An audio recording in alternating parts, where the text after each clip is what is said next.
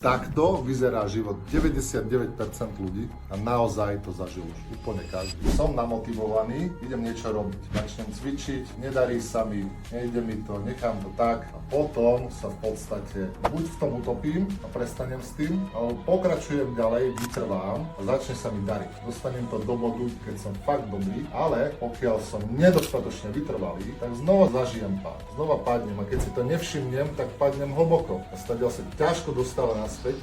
Trvá mi to a je to veľa energie, aby som sa naspäť dostal do dobrej kondície, do dobrého cyklu. Takže dávaj pozor na túto vec, pretože ako náhle niečo dostaneš do dobrého bodu, vytrvaj, rob to ďalej, vzdelávaj sa v tej oblasti, pracuj v tej oblasti a nenechaj to padnúť naspäť, pretože stadiaľ to sa ťažko dostáva. Je to možné, ale stojí to veľa energie. Oveľa lepšie je udržiavať sa vždy v dobrej kondícii a byť stále na vrchole.